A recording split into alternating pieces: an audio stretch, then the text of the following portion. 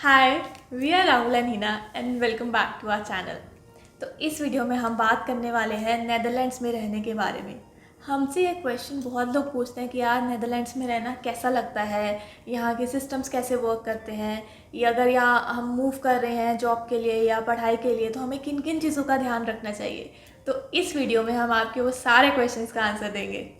तो इस वीडियो में हम बात करेंगे यहाँ के सिटीज़ के बारे में, हाउसिंग के बारे में, एक्सपेंसेस के बारे में। तो इन शॉर्ट हम सब कुछ डिस्कस करेंगे। तो अगर आप यहाँ पे जॉब के लिए आ रहे हो या फिर स्टडी करने के लिए आ रहे हो, this video is definitely for you. तो सबसे पहले बात करते हैं नेदरलैंड्स और नेदरलैंड्स की सिटीज़ के बारे में। ये जो है बहुत ही छोटा कंट्री है और अगर साइज़ में बात करें तो पंजाब से भी थोड़ा छोटा है। और यहाँ के जो मेजर सिटीज़ हैं वो है एम्स्टर्डम, वो तो आप सब लोगों को पता ही होगा, है ना। और उसके अलावा यूट्रेक्ट है एक सिटी, और रॉटरडैम, डेन हाग और आइंडहोवन। तो ये है मेजर 5 सिटीज़ ऑफ नेदरलैंड्स। और इन सब के अलावा एक और सिटी है एम्स्टलवीन, जहाँ हम रहते हैं। और वो इसलिए स्पेशल है क्योंकि मेजॉरिटी ऑफ इंडियंस जो यहाँ पे रहते हैं नेदरलैंड्स में, वैसे तो आपको पूरे कंट्री में ही लोग मिलेंगे इंडियंस, लेकिन एम्स्टलवीन में सबसे ज़्यादा इंडियंस मिलेंगे।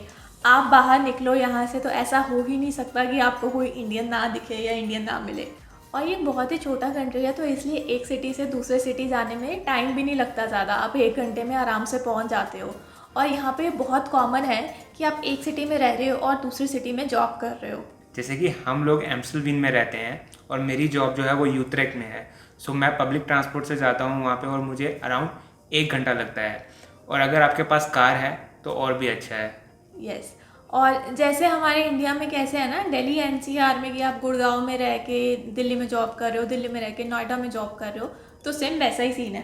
बिल्कुल। और एम्स्टलवीन में इतने सारे इंडियंस रहते हैं कि डच लोग तो एम्स्टलवीन को यहाँ का दिल्ली या मुंबई भी बोलते हैं। सेकंड पॉइंट है पब्लिक ट्रांसपोर्टेशन।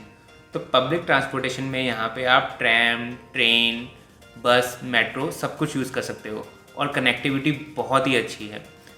और आपके घर से मैक्स 5 मिनट्स की दूरी पे कोई ना कोई मेट्रो या ट्रैम या बस कोई ना कोई स्टॉप ज़रूर होगा। और अगर आपको इंटरसिटी ट्रैवल करना है तो आप ट्रेन से ट्रैवल कर सकते हो। यहाँ पे आपको एक ट्रैवल कार्ड मिल जाता है जिसमें आप रिचार्ज करवा सकते हो और ट्रैवल कर सकते हो। इसको आप अपने बैंक अकाउंट से भी लिंक करवा सकते हो। तो जैसे ही रिचार्ज खत्म होगा ऑटोमेटिकली आपके बैंक अकाउंट से पैसे कट जाएंगे और रिचार्ज हो जाएगा। यहाँ पे ट्रैवल करने के लिए मंथली बंडल्स भी अवेलेबल है। फॉर एग्जांपल आपको एक पर्टिकुलर डेस्टिनेशन पे जाना है तो आप उसका रिचार्ज करवाओ, उसका मंथली बंडल डलवाओ और आप अनलिमिटेड ट्रैवल कर सकते हो मंथली उस पर्टिकुलर डेस्टिनेशन पे। और ऑफिस गोवर्स जो हैं वो यही करते हैं, वो अपनी ऑफिस से घर का जो है वो बंडल डलवा लेते हैं और फिर आराम से ऑफिस आते हैं पूरा महीना, है ना। बेस्ट रहता है। और आप यहाँ पे कार भी खरीद सकते हो और उसको लीज पे भी ले सकते हो। और अगर आप यहाँ पे कार खरीदते हो तो आपको इंश्योरेंस और रोड टैक्स पे करना पड़ता है, जिसके चार्जेस हैं अराउंड 150 यूरोस पर क्वार्टर। और जैसे अगर आप शॉर्ट टर्म के लिए आ रहे हो 1 साल 2 साल और आप प्लान करो कि यार क्या कार खरीदे, तो उस केस में लीज लेना इज़ द बेस्ट ऑप्शन, है ना। राइट, उसमें इंश्योरेंस एंड रोड टैक्स सब कवर्ड रहता है। आपको पर मंथ लीज का अमाउंट पे करना होता है। यस।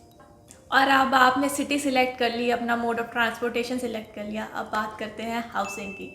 यहाँ पे हाउसिंग बहुत महंगी है, आपकी सैलरी का एक मेजर चंक जो है वो आपके घर के रेंट में चला जाएगा। जैसे अगर आप एम्स्टर्डम में एक 2 BHK देख रहे हो तो उसका आपको रेंट पड़ेगा अराउंड 1700 यूरोज से 1900 यूरोज। और बेसिकली ये डिपेंड करता है कि आप घर ले कहाँ पे रहे हो। जैसे एम्स्टर्डम में मैंने बताया कि 1700 यूरोज है, वहीं एम्स्टलवीन में अगर आप मूव कर जाओगे तो वो 1400 से 1600 यूरोज हो जाएगा। और अगर आप थोड़ा और दूर चले जाओगे तो आपको 1200 में भी 2 BHK मिल सकता है। और घर देखने के लिए जो सबसे पॉपुलर वेबसाइट यहाँ पे है वो है funda.com। और इसके अलावा आप किसी ब्रोकर के थ्रू भी डायरेक्टली घर देख सकते हो। और घर लेने के लिए आपको 1 मंथ का एडवांस रेंट भी देना पड़ेगा, सिक्योरिटी, वो तो हम इंडिया में भी करते हैं, राइट।